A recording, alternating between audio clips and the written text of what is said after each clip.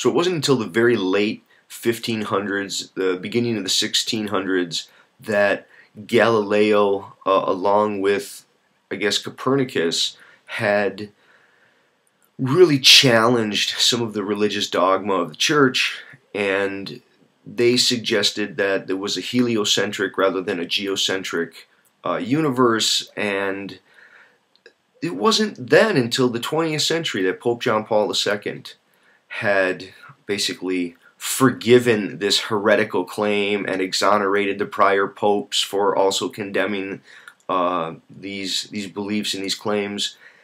And now when you look at it, it looks almost funny. It took 500 years for the church to finally come around and like forgive the people who claimed that the earth wasn't the center because it contradicted biblical claim. You know, the Bible in Psalms and the Bible in, I don't know, Ecclesiastes, I'm not sure where it is, Corinthians, I'm not sure. And it claims that, you know, that the sun rises and the sun sets and the earth is the center.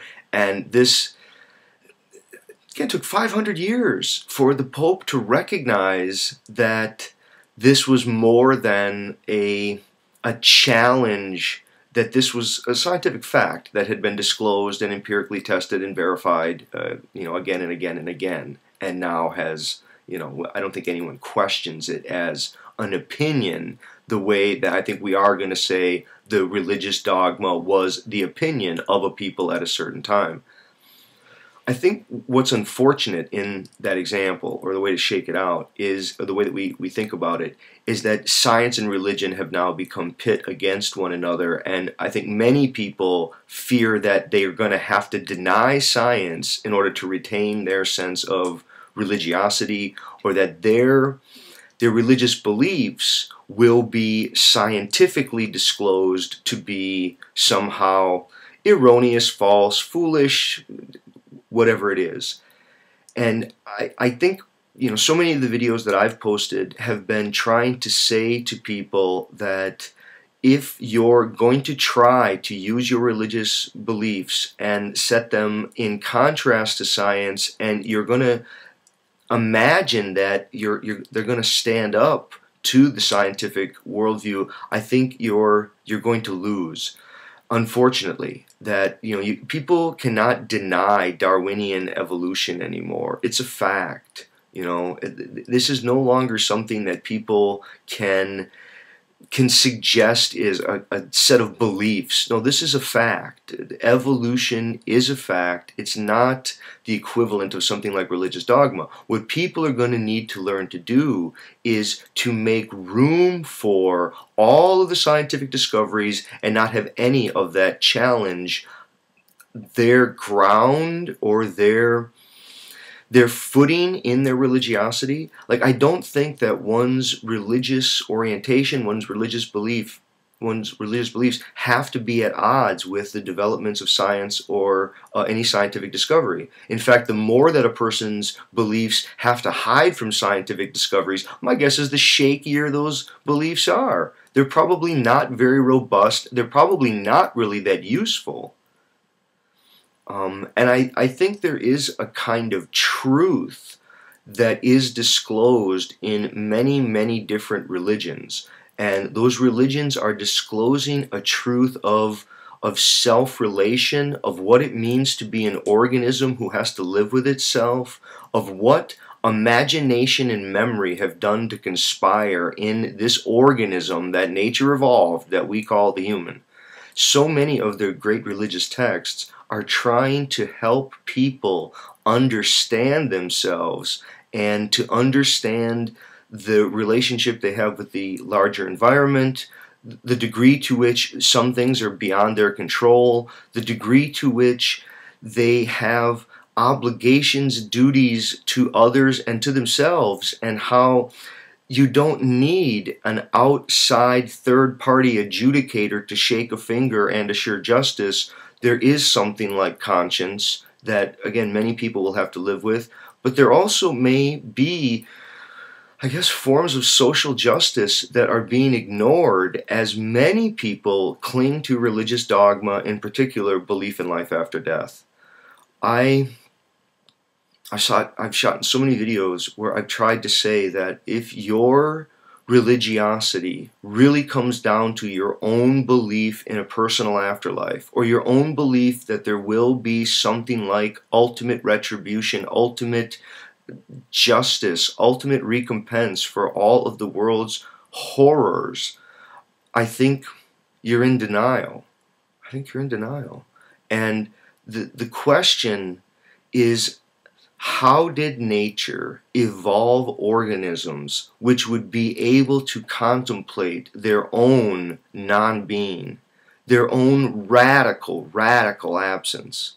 Not just the ability for me to think about the fact that one day I will no longer be, but to fully accept that all of this is only a kind of moment by which the eternal opens to itself. I think instead of a notion of an individual and the personal immortality of the soul, people need to recognize this event of being as the miracle. This is the miracle. And the fact that you can contemplate it on so many levels, experience it with a depth of love and gratitude and appreciation, the greater that you can intensify the kinds of feelings that ground the reality. Again, there's the reality that you could not have not been. To recover those feelings. See, I think the feeling of ethical intensity, of radical responsibility, these have been weighing down because we've entered a time in history where anonymity is the rule. We feel like a number, we feel surrounded, and it just seems like there is a world that goes on independent of us, and we just happen to be here. But so much of quantum theory, so much of really good communication theory, so much of the kind of mind-dependent examples, everything from rainbows, which I have so many videos on those kinds of phenomena which really illustrate mind dependence. They're not trying to show something spooky. They're trying to illustrate the degree to which the observer makes part of what is experienced as, quotes, there. And the degree to which we accept that, there's an ethical intensity that comes in realizing that you couldn't have not been. And what does it mean? Well, I don't think it means that you have to go out and achieve great things or do daring do, acts of daring do. It's nothing like that. It's to contemplate how one is related to everything else, to celebrate one's uniqueness, one's occurrence, to realize that many things in the world will never get said if you yourself don't say them, because you're not replaceable, you're not substitutable. Even though there are many ways in the world that you are, and you're just one person just like another, there are whole other ways, a whole I guess just countless ways in which you're not substitutable with another person. You are a unique, radical, once-occurrent event within an absolutely once-occurrent event. And I think there's spiritual horizons. There's meanings that, for me, are religious meanings. I don't know what else word I would use. They're senses of the sacred. They do have to do with a level of feeling and recognition over, I guess, what this world is. Part of the problem of religion is that it's going to have to make room for science and the developments of science. I think the real problem that's still waiting the scientific world is its ability to fully accommodate the artistic, the beautiful, the stochastic, the once occurrent. And music, art, literature are going to be among those. And zero, complicated mathematics. The more that people who try to dismiss mathematics as not being part of nature because they say, well, it's simply a human invention, or if they say, well, art isn't really part of nature, art is something that humans do, or even intention. They say, well, nature doesn't have any intention. People maybe have intentions, but nature doesn't. Oddly, these are the same people who are quick to point out the continuities between humanity and the rest of the world. Well, you can't have it both ways. Once you're going to acknowledge that humans are part of nature, that we're continuous with the rest of natural world, and we as are indigenous to the world as it is to itself, well then nature does have art, nature does have intentions, nature does have zero and non-being. We just happen to be the place by which it gets opened to, we're the place in nature which manifests such creative and internally consistent, accomplishments of worldly order. I am very interested in bringing together science and religion, and I don't think that it's going to happen without full-on death acceptance. I do think there are many religious people. I would ask them, can you wean your religious dogma from all of the supernatural beliefs, the fantastical beliefs? Can you awaken yourself to the intensity that is this life right here, right now? The fact that you could not have not been. This is not a dream. You're really here. You couldn't have not been. Only in your imagination, it's in your imagination that you think you could have not been.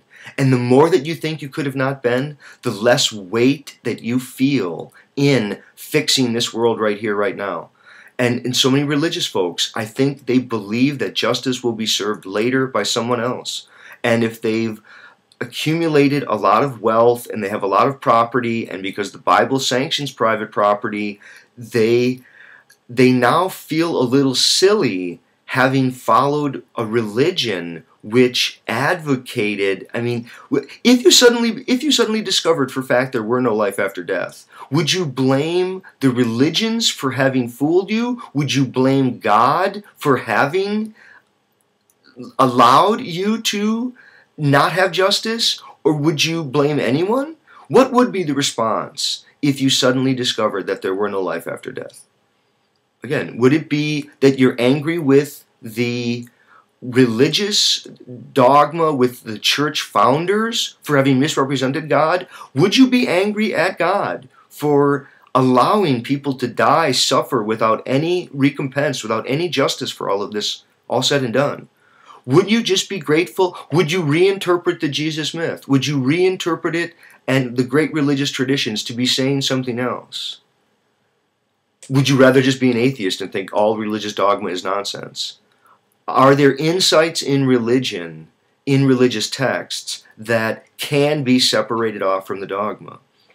And I think to some of the more dogmatic atheistic folks, I'm always interested in what you do with some of the larger questions.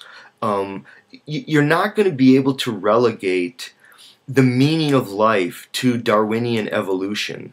There are bigger questions. The cosmos is way too huge. Everything from black holes to dark matter to dark energy, to what extent is gravity related to biogenesis. The questions are so much larger than the way the molecule hijacked life, quotes, some 4 or 5 billion years ago. No, the degree to which the inorganic is always already nascent with the possibilities of the organic, and the degree to which, if we do start to see, increasing likelihood for their life to be elsewhere in the cosmos, I think religion is going to have to move to a whole different set of questions, where people need to get rid of all of the existing dogmatic questions about divine intervention, about virgin births, about resurrections, this kind of stuff, and no life after. Instead, they need to move to questions like, could consciousness have not been? Is there something inherent about the cosmos such that consciousness fulfills and completes the orderliness of it? And it's not the anthropocentric, as if somehow the world is incomplete without consciousness. Again, that would be a wrong way to say it. but it's that isn't all of the orderliness of the cosmos such that a mind or a sentience or the life which would apprehend it is all of the possibilities were always already there. At least to the extent that, again, if we're going to go with the anthropic view that gets laid out, that the physical dynamics, what we call physical constants, weren't always constant, that there was a time when that emerged. I think, again, the questions can be very, very large. I mean, we could imagine I can imagine future theologies where people maybe are going to discover that the Big Bang wasn't just one Big Bang. People are going to align with Penrose and others, and they're going to discover that the Big Bang is one of many Big Bangs, and there's no way to actually date how old the cosmos is. Or at least when we do date it, we date this cosmos, not the many echoes and reflections of cosmoses that have been going on. And I think at that point, who knows what all of this is. I think what it does throw out of, for me anyway, is a sense of awe and mystery. And I don't think that mystery means magic trick and or something that will be dispelled. I do think mystery is a condition of our being, that the universe is infinitely complex. It will never ultimately be comprehended. Even here, when we think of it being comprehended, it's comprehended by who, to what extent, where, who comprehends what. I mean, some of it is kind of silly to think about who's comprehending the cosmos. We are tiny, tiny little animals with our little monkey brains chattering noises, and we take these so seriously.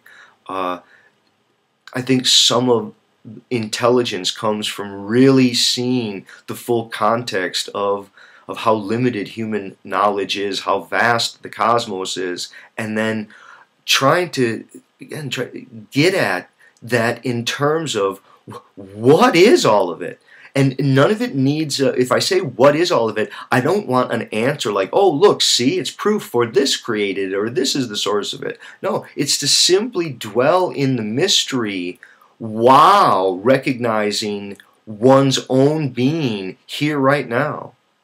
See, I think I can say, could the universe have not been? And my answer is no, it is. Could I have not been? No, you are. See, could you have not been? No, you are. This is the meaning of the past. The meaning of the past is that the past as past couldn't be otherwise. Now, you can try to change it, but to pretend that the past could have been otherwise is really to pretend that it didn't happen. It's to pretend that the people who were there weren't there, didn't do what they did. Responsibility, owning it with an ethical intensity, it really begins when one sort of wakes up and kind of comes to terms with what all this is. There's a big fireball in the sky, a bunch of animals are running around eating each other, and one of these organisms is somehow able to contemplate its own non-being. What is all of this? I don't think anyone knows. Thanks.